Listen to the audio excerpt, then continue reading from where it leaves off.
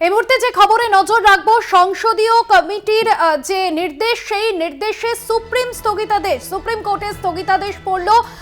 দিল্লিতে সংসদের যে স্বাধিকার কমিটি, সেই কমিটিতে হাজিরার নির্দেশ দেওয়া হয়েছিল রাজ্য পুলিশের ডিজি রাজীব কুমারকে। তবে আপাতত রাজ্য পুলিশের কর্তাদের হাজিরা দিতে হচ্ছে না।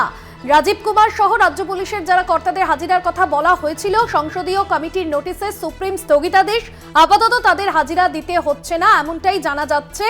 এবং সন্দেশখালীর ঘটনায় আমরা দেখেছিলাম সুকান্ত মজুমদারের উপর পুলিশের সঙ্গে বচসা, ধস্তাধস্তি, পরে তিনি অসুস্থ হয়ে পড়েন। আর এই ঘটনাতেই কিন্তু তাদেরকে হাজিরা দেওয়ার কথা বলা হয়েছিল। আপাতত তাদের হাজিরা দেওয়ার জন্য হচ্ছে না, হাজিরা দিতে হচ্ছে না, এমনটাই কিন্তু সুপ্রিম স্থগিতাদেশ সংসদীয় কমিটির নোটিশে। বিশেষ প্রতিনিধি দেবজ্যোতি ঘোষ রয়েছেন ফোন লাইনে। দেবজ্যোতি দা, এই বিষয়ে কি জানা যাচ্ছে? দেখো, টাকিতে যে ঘটনা ঘটেছিল সুকান্ত মজুমদারের সঙ্গে, তা নিয়ে কিন্তু তারা এথিক্স কমিটির কাছে জানিয়েছিলেন এবং সংসদীয় এথিক্স কমিটির তৃণমূল কংগ্রেসের যে কর্মীদের দ্বারা আক্রান্ত হয়েছিল বলে তারা অভিযোগ তুলেছিলেন এবং সেই মতো রাজ্য পুলিশের কর্তাদের ডেকে পাঠানো হয়েছিল। কিন্তু আজকে সুপ্রিম কোর্ট নির্দেশ দিয়েছে আগামী 4 সপ্তাহের জন্য তাদের হাজিরা দিতে হবে না। অর্থাৎ একটা স্বস্তি রাজ্য পুলিশের কর্তাদের, কারণ বর্তমান পরিস্থিতির কথা বিবেচনা করে রাজ্য পুলিশের পক্ষ থেকে আবেদন করা হয়েছিল সুপ্রিম কোর্টে যেহেতু এই মুহূর্তে সন্দেশখালী বিস্তীর্ণ এলাকায় আইন শৃঙ্খলা পরিস্থিতি বেশ কিছুটা অবনতি হয়েছিল, তাই তাদের রাজ্যে থাকা প্রয়োজন এবং সেই মতোই কিন্তু আজকে সুপ্রিম কোর্ট রাজ্য সরকারের সমস্ত বক্তব্য শোনেন এবং 4 সপ্তাহের জন্য স্থগিতাদেশ দিয়েছেন। অর্থাৎ স্বস্তি রাজ্য পুলিশের কর্তাদের মধ্যেও। একদমই সঙ্গে থাকো দেবজ্যোতি। আপনাদের জানিয়ে রাখবো, রাজ্য পুলিশের যে কর্তা তাদেরকে হাজিরা দিতে হচ্ছে না। সংসদীয় কমিটির নোটিশে সুপ্রিম স্থগিতাদেশ।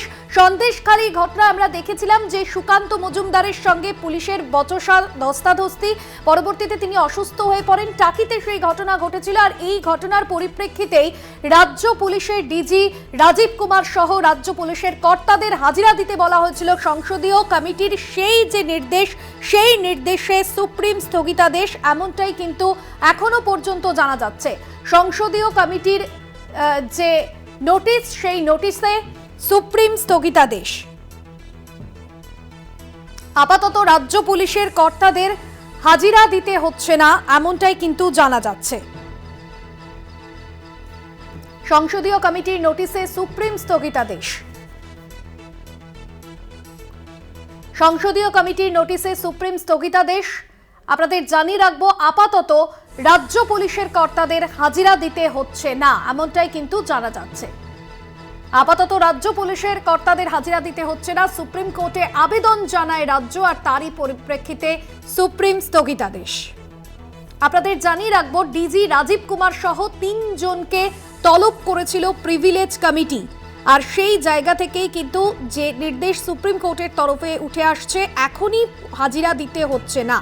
সন্দেশখালী কাণ্ডের আবহে সুকান্ত মজুমদারের সঙ্গে পুলিশের ধস্তাধস্তি, বচসা, টাকিতে যে ঘটনা ঘটেছিল, সেই পরিপ্রেক্ষিতেই রাজ্যের 5 প্রশাসনিক কর্তাকে ডেকে পাঠিয়েছিল রাজ্যের মুখ্য সচিব, রাজ্য পুলিশের ডিজি, উত্তর 24 পরগনার জেলার শাসক, বসিরহাট পুলিশ জেলার সুপার, বসিরহাটের অতিরিক্ত পুলিশ সুপার, তাদেরকে ডেকে পাঠিয়েছিল লোকসভার স্বাধিকার রক্ষা কমিটি। আজ সকাল 10:30টায় তাদেরকে হাজিরা দেওয়ার জন্য বলা হয়েছিল, কিন্তু যেমনটা এখন অবধি জানা যাচ্ছে যে সুপ্রিম কোর্টের স্থগিতাদেশ। এই মুহূর্তে আমাদের সঙ্গে টেলিফোন লাইনে রয়েছেন তৃণমূল নেতা শান্তনু সেন। আপনাকে স্বাগত কলকাতা টিভিতে। সুপ্রিম কোর্টে আবেদন জানিয়েছিল রাজ্য এবং সেই পরিপ্রেক্ষিতে সুপ্রিম কোর্ট স্থগিতাদেশ দিল। কিভাবে দেখছেন আপনি সংসদীয় কমিটির নোটিশে সুপ্রিম স্থগিতাদেশ প্রসঙ্গে? মহামান্য উচ্চতর ন্যায়ালয়ের এই নির্দেশকে আমরা স্বাগত জানাচ্ছি, আমরা কৃতজ্ঞতা ধন্যবাদ জানাচ্ছি। কোথাও মনে হলো যে হ্যাঁ, এখনো বিচার ব্যবস্থা পুরোপুরি বিজেপির নিয়ন্ত্রণাধীন হয়ে যায়নি, এখনো মানুষ বিচার ব্যবস্থার প্রতি আস্থা রাখতে পারে। তার কারণ যেভাবে অন্যায়ভাবে ডেকে পাঠানো হয়েছিল প্রিভিলেজ কমিটি দিয়ে, যেখানে আমরা তাদের রাজ্য সভাপতিকে দেখলাম নিজেই বাইক বাহিনী নিয়ে তাণ্ডব করলো, নিজে বনেটের ওপর দাঁড়িয়ে গেল, তার একজন সহকর্মী বনেটে উঠে পুলিশকে মেরে তাকে নিজে টেনে শুয়ে দিল, তাকে কেউ ধাক্কাও মারেনি, মারধরও করেনি, তারপর তিনি নাটক করলেন, তার ভিত্তিতে ডেকে পাঠানো হচ্ছে। অন্যদিকে 3রা অক্টোবর 2023 কেন্দ্রীয় মন্ত্রীর দেওয়ার সময় অনুযায়ী আমরা সাংসদরা যখন গিয়েছিলাম, সেখানে নির্মমভাবে দিল্লির পুলিশ, অমিত শাহের পুলিশ, কেন্দ্রীয় বাহিনী, মহিলা সাংসদ, বর্ষিয়ান সাংসদ সহ আমাদের সকলকে মারতে মারতে টেনে হিঁচড়ে চ্যাংদোলা করে সেখান থেকে বার করে দিয়েছিল। সেই দৃশ্য তাদের চোখে পড়েনি, সেইখানে তারা তখন চোখে ঠুলি পড়েছিল। সুতরাং এটা যে সম্পূর্ণভাবে রাজনৈতিক স্বার্থ চরিতার্থ করার জন্য করা হয়েছিল সেটা সবাই বুঝতে পেরেছে, এবং সেই যে রায়ের মধ্যে দিয়ে এই এই নির্দেশের উপর যে স্থগিতাদেশ পড়েছে, এর জন্য আমরা মহামান্য আদালতকে ধন্যবাদ দিচ্ছি। অনেক ধন্যবাদ জানাবো আপনাকে। তৃণমূল নেতা শান্তনু সেন ছিলেন আমাদের সঙ্গে ফোন লাইনে। আপাতত রাজ্য পুলিশের কর্তাদের হাজিরা দিতে হচ্ছে না, এমনটাই কিন্তু সুপ্রিম স্থগিতাদেশ, সংসদীয় কমিটির যে নির্দেশ, সেই নির্দেশে সুপ্রিম স্থগিতাদেশ।